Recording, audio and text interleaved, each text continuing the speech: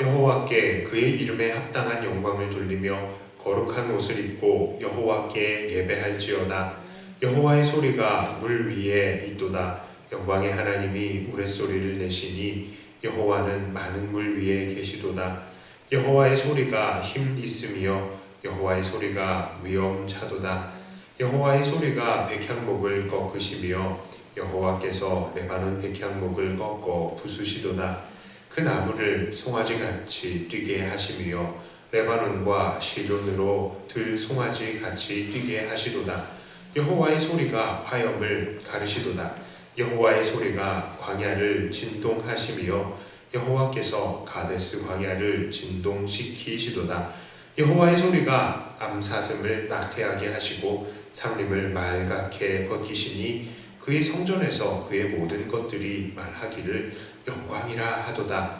여호와께서 홍수 때에 좌정하셨으며 여호와께서 영원하도록 왕으로 좌정하시도다. 여호와께서 자기 백성에게 힘을 주시며 여호와께서 자기 백성에게 평강의 복을 주시리로다. 아멘. 오늘 우리가 함께 읽은 시 29편도 다윗의 시입니다. 다윗은 1절부터 이 권능이 있는 자들, 권위자들, 직역을 하면은 힘이 있는 자들에게 영광과 능력을 여호와께 돌리라 라고 말을 합니다. 자, 여호와의 이름에 합당한 영광을 돌리고 거룩한 옷을 입고 여호와께 예배하라고 합니다. 자, 왜 그렇습니까? 그 이유를 다윗은 그 이후로 설명을 하고 있습니다. 특별히 3절부터 9절까지는 우리는 여기에서 아주 공통적으로 나오는 단어를 하나 발견할 수 있습니다. 그것이 무엇입니까? 여호와의 소리입니다. 여호와의 소리. 예. 이것을 직역하면요, 여호와의 부르심입니다. 여호와께서 부르시는 목소리라고도 할 수 있겠죠. 특별히 그 소리가 어떻습니까? 물 위에 있다라고 말을 하는데요. 이 3절에서 물 위에 있다. 왜 하필 물이냐 하면 당시의 사람들은 이 물이라는 것을 상당히 정복하기 어려운 것으로 여겼습니다. 그래서 이 물에 신적인 권위까지 두고 있었고 이 물을 통치하는 신이 있었다라고 합니다. 그 신이 바로 바알이죠. 바알, 물과 비를 관장하는 바알. 그래서 그 가나안 사람들은 바알 신을 섬겼던 것입니다. 그런데 하나님께서 지금 다윗은 뭐라고 얘기합니까? 그 물 위에 누가 계시다? 하나님의 소리. 자, 이 말이 바로 바알이 이 물을 관장하는 것이 아니라 바로 하나님께서 이 물을 이기신다, 통치하신다라는 것을 말하고 있는 겁니다. 시편을 종종 보면요, 그리고 성경에 종종 이 물을 정복하시는 하나님에 대한 묘사가 나오는데 다 그 이야기를 하는 겁니다. 그 의미예요. 하나님께서 물을 주관하신다. 물을 주관하시는 너희들이 정말로 어쩔 수 없을 거라고 생각해서 이 물을 못 다스려서 가뭄이 생기기도 하고 홍수가 나기도 하고 그래서 이 물을 신적인 존재, 이길 수 없는 존재라고 생각하지만 그게 아니다. 하나님께서 바로 물을 통치하신다라는 것을 말씀하시는 것입니다.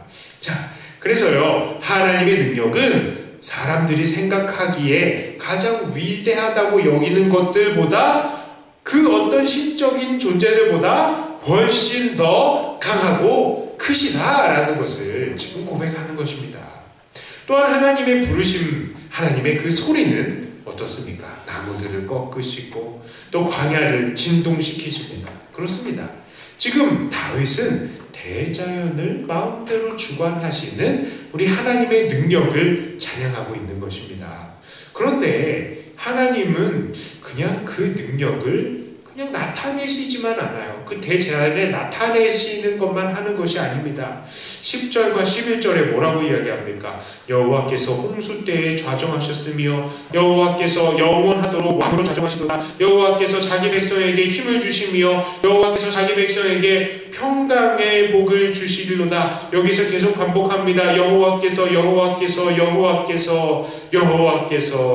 자, 이 여호와 하나님 어떻습니까? 홍수의 때, 그러니까 사람들이 아까 전에 물이라고 했잖아요. 이길 수 없을 것 같은 그 신적인 존재가 우리를 덮쳐온다고 생각하는 그런 환난의 때에도 하나님께서는 왕으로 좌정해 계시고 그때에 왕으로 좌정하시고 또한 영원한 왕이 되신다라고 하십니다.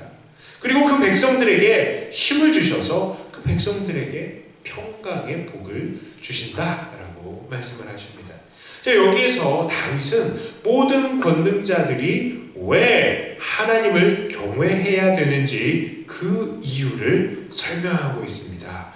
왜 권능이 있다고 생각하고 높은 자리에 올라간 사람들이 하나님을 경외하고 왜 하나님께 영광을 돌려야 합니까? 그 권능과 힘은 사실은 하나님께서 그 백성에게 주시는 하나님에게로부터 나온 것이기 때문입니다. 자, 그리고 그렇게 권능자들에게 힘을 주시는 이유가 무엇이라고요? 바로 자기의 백성에게 평강의 복을 주시기 위해서이다 라는 것입니다. 자, 하나님은 여전히 그의 부르심으로 그의 백성들을 부르십니다. 그런데 그 부르심은 그냥 부르심이 아니죠. 권능이 넘치는 능력의 부르심입니다. 그리고 하나님께서는 그의 백성들에게 그 부르심과 함께 능력을 주십니다. 그러므로 오늘 그 부르심을 받은 우리들은 어떻게 살아야 하겠습니까? 첫째로 우리는 능력의 근원이 되시는 하나님을 예배하면서 살아야 합니다. 오늘 우리가 가진 모든 능력들, 그러니까 나의 힘, 나의 재능, 돈 벌어 먹고 살 수 있는 재능, 이 여러 환경들, 이 모든 것들이 내가 잘나서 나에게 원래부터 주어져 있었던 것이 아닙니다. 그 모든 것들은 전능하신 하나님, 천지를 창조하신 하나님, 능력의 근원이 되시는 하나님께서 우리에게 주신 것입니다. 우리가 아무리 잘났다고 껐덕대다가도요, 우리 하나님께서 정말로 우리를 한 번만 팍 누르시면 우리는 하고 짜부러지는 존재들인 거예요. 우리는 그런 존재들인 겁니다.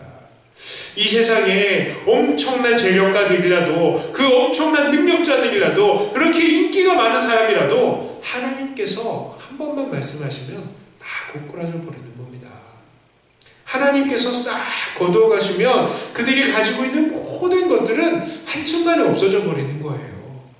이 세상을 주관하시고 우리들에게 능력을 주시는 분이 바로 우리 하나님이신 것입니다. 그러므로 오늘 우리들은 그 하나님 앞에 교만하지 마시기 바랍니다. 오늘도 우리에게 하나님께서 능력을 주신다는 사실을 깨닫고 하나님을 예배하시기를 바랍니다. 하나님께 감사드리며 하나님의 기쁨이 되시는 삶이 되기 위해서 오늘도 하나님 앞에 겸손하신 저와 여러분들 되시길 축복합니다. 두 번째로요, 우리는 하나님께로부터 받은 그 능력으로 하나님의 백성들을 섬겨야 합니다. 자, 왜 그렇습니까? 하나님께서는 왜 능력을 주신다고요? 그 백성들의 평안을 위해서 능력을 주신다라고 하시기 때문입니다. 하나님께서는요, 그런데 우리에게 능력을 주시는데 각자에게 그냥 엄청나게 많은 능력을 다 주실 수도 있으세요. 그런데 그렇게 하시지 않으시죠. 어떻게 하십니까? 각자가 다른 능력을, 각자에게 다른 능력을 허락하여 주시는 것입니다. 자, 그리고 그 다른 은사들도 주시죠. 자, 누구는 지혜롭게 하시고, 누구는 강한 육체를 주시고, 누구는 또 돈을 벌 수 있는 재능을 주시고, 지혜롭게 하시고, 어떤 사람들은 또 요리도 잘하고, 각자 다른 재능, 각자 다른 은사, 각자 다른 능력들을 하나님께서 주셨어요. 하나님께서는 왜 그렇게 하셨을까요? 그 이유는 서로의 행복을 위해서 서로 돕고 살게 하기 위해서인 것입니다. 바울이 교회를 그리스도의 몸으로 비유했을 때에도 그렇습니다. 모두 다 몸의 지체로서 각각의 임무가 있다라고 말씀하셨습니다. 그렇게 하나님께서는 우리들 모두에게, 이 지체된 우리들에게 각자의 다른 능력을 주시고 그 능력에 따라서 한 몸된 교회를 위해서 서로 수고하게 하신 것이죠. 그러므로 오늘 우리들은 우리가 받은 능력을요, 나 자신을 위해서만 사용해서는 안 되는 것입니다. 우리는 교회로서 서로를 위해서, 서로의 행복을 위해서 살 수 있어야 하는 것입니다. 나의 능력은 나를 위해서 쓰라고 주신 것이 아니라 하나님께서 그 몸된 교회, 우리의 형제들, 우리의 이웃의 행복을 위해서 우리에게 주신 것입니다. 그러니까요, 돈 많이 버시는 분들, 형제들을 위해서 쓰세요. 밥이라도 한 번씩 더 사세요.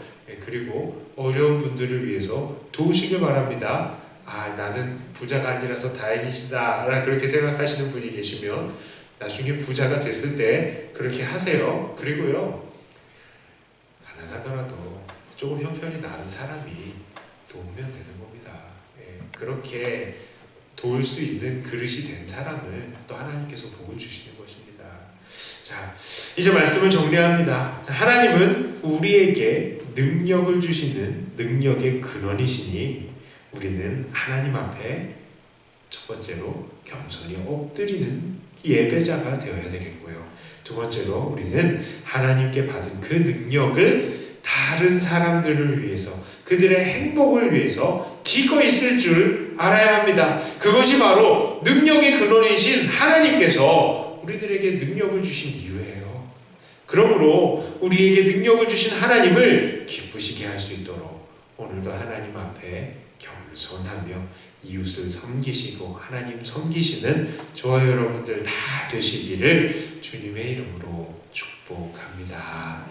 자, 이 시간에 우리 함께 마음을 모아서 이제 통성 기도할 건데요. 통성으로 기도하기가 좀 쉽지 않습니다. 여전히 코로나가 완전히 회복되지 않았어요.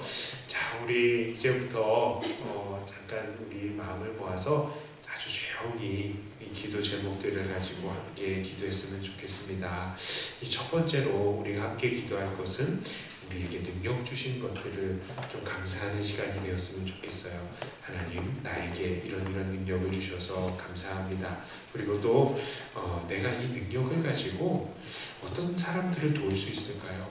또 어떻게 하나님을 기쁘시게 할 수 있을까요? 나에게 깨닫게 하시고 실행할 수 있는 내가 되게 해주세요. 이거를 또 기도해 주시고, 또 기도하면서 하나님, 혹시 나에게 주셨는데 내가 아직 발견하지 못한 은사들과 어떤 그런 능력들은 없습니까?